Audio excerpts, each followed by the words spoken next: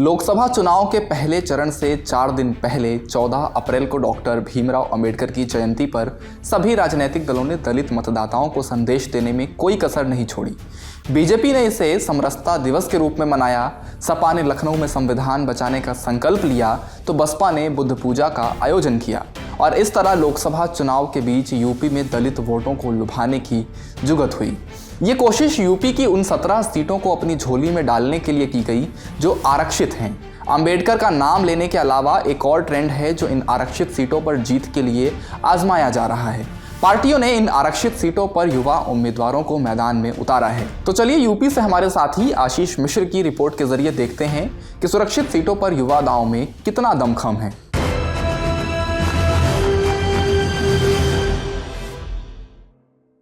नमस्ते, मेरा नाम धनंजय है और आप देख रहे हैं इंडिया टुडे हिंदी। उत्तर प्रदेश में आरक्षित सीटों का मिजाज बदलता रहा है। राज्य में कुल 17 आरक्षित लोकसभा सीटें हैं। आगरा, बहराइच, बांसगांव, बाराबंकी, बुलंदशहर, इटावा, हरदोई, हाथरस, जालौन, कौशाम्बी, लालगंज, मछली शहर, मिश्रिख, मोहनलालगंज, नगीना, रॉबर्ट्सगंज और शाहजहांपुर। 2004 के आम चुनाव में इनमें से 7 सीटों पर सपा, 5 पर बसपा और 3 पर बीजेपी और 1 पर कांग्रेस और 1 सीट अन्य के खाते में रही। 2009 के चुनाव में सपा को इन सीटों पर फायदा हुआ, उसका ग्राफ 7 से बढ़कर 10 पर पहुंच गया। बीजेपी, कांग्रेस और बसपा के पास 2-2 सीटें रहीं, 1 सीट अन्य के खाते में गिरा। इसके बाद आता है 2014 का लोकसभा चुनाव। नतीजा ऐसा जिसकी किसी एक्सपर्ट को उम्मीद नहीं थी। सभी 17 सीटें बीजेपी के खाते में गई। 2019 के लोकसभा चुनाव में बीजेपी को 3 सीटों का नुकसान हुआ, यानी बीजेपी के पास 14 सीटें गईं। इसके अलावा बसपा 2 सीटों पर और बीजेपी की सहयोगी अपना दल सोनेलाल 1 सीट पर जीत हासिल करने में कामयाब हुई। बीते 2 लोकसभा चुनाव में सपा बसपा का प्रदर्शन यूपी में खासा खराब रहा है, जो आरक्षित सीटों पर भी दिखता है। ऐसे में सपा कौशाम्बी, मछली शहर, शाहजहांपुर में युवा उम्मीदवारों पर दांव खेलकर सूखा खत्म करने की कोशिश कर रही है।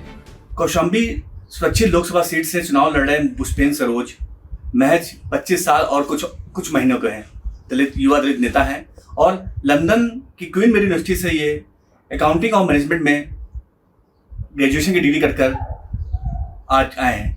इनके पिता पुष्पेंद्र सरोज मंझनपुर विधानसभा सीट से विधायक हैं, सपा के विधायक हैं और 2019 चुनाव में कौशाम्बी से लड़ रहे थे चुनाव इंद्रजीत सरोज और इनको वहाँ के विनोद सोनकर जो वर्तमान सांसद उनसे हार का सामना करना पड़ा था।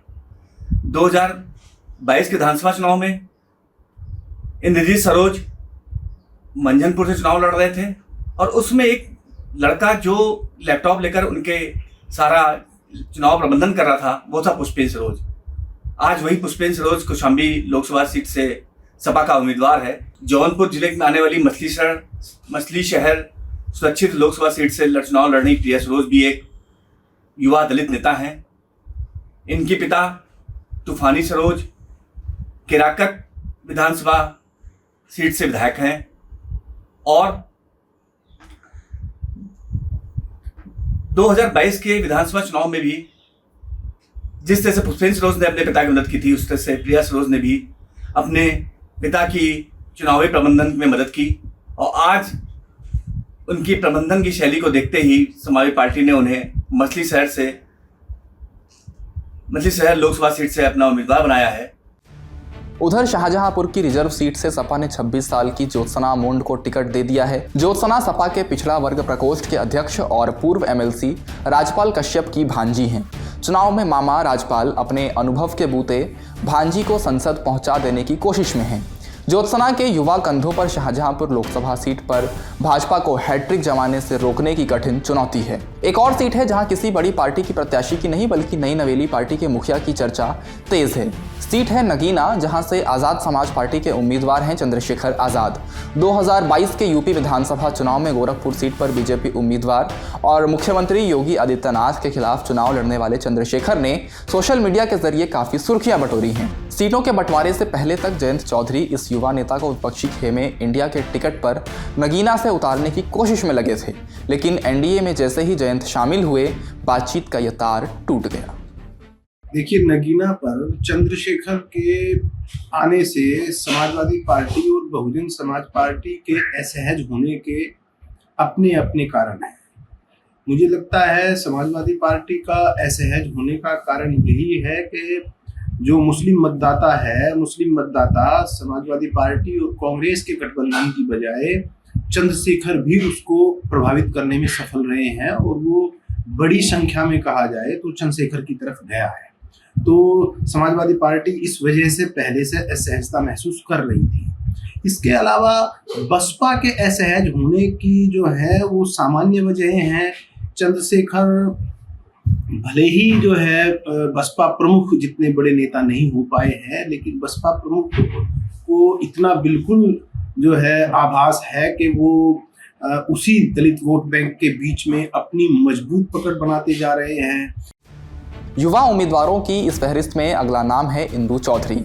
इंदु लालगंज से बसपा प्रत्याशी हैं। अंबेडकर नगर जिले के राजे सुल्तानपुर इलाके की रहने वाली इंदु पहली बार तब चर्चा में आई जब 2007 में बनारस हिंदू विश्वविद्यालय के अंग्रेजी विभाग के असिस्टेंट प्रोफेसर के पद पर ज्वाइन किया था।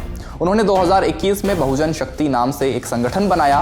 इसके जरिए गाँव में जातिवाद, ऊंच नीच और रूढ़ियों के खिलाफ लोगों को जागरूक करना शुरू किया।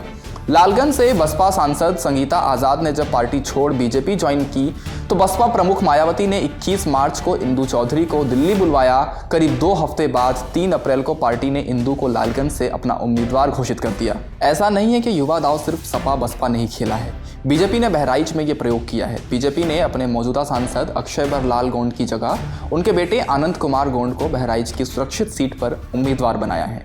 इलाहाबाद यूनिवर्सिटी से मार्केटिंग एंड एडवर्टाइजिंग में MBA, गोरखपुर यूनिवर्सिटी से साइकोलॉजी में पोस्ट ग्रेजुएट, वाराणसी के काशी विद्यापीठ से PhD और उत्तर प्रदेश राजश्री टंडन ओपन यूनिवर्सिटी से पत्रकारिता में PG डिप्लोमा करने वाले आनंद कुमार गोंड ने बीजेपी संगठन में जिले से लेकर प्रदेश तक अलग अलग पदों पर काम किया है। बहराइच सीट पर भाजपा ने पिछले 2 चुनाव में दोनों बार नए चेहरों पर दांव लगाकर जीत हासिल की। 2024 में पार्टी ने अपना ये फॉर्मूला फिर लगाया है और तीसरी बार नया चेहरा मैदान में उतार दिया है। यूपी में 21% वोटर्स दलित या अनुसूचित जाति के हैं। इनमें मोटे तौर पर जाटव 11.7%, पासी 3.3%, वाल्मीकि 3.15%, गौंड, धानु, खटीक 1.2% और अन्य 1.6% हैं। इन वोटर्स को हर पार्टी अपने पक्ष में करना चाहती है। पॉलिटिकल एक्सपर्ट्स ये मानते हैं कि इन मतदाताओं का रुझान 2014 से पहले तक बसपा की ओर था, लेकिन अब ये वोटर्स बीजेपी की ओर शिफ्ट हो गए हैं। आपको क्या लगता है इन 17 सीटों पर कौन सी पार्टी भारी पड़ेगी? दलित वोटर्स का रुझान इस बार किस पार्टी की ओर होगा? फिलहाल इस वीडियो में बस इतना ही। आप अपनी राय हमें कमेंट बॉक्स में ज़रूर बता सकते हैं। देखते रहिए इंडिया टुडे हिंदी और चैनल को सब्सक्राइब करना बिल्कुल ना भूलें। शुक्रिया।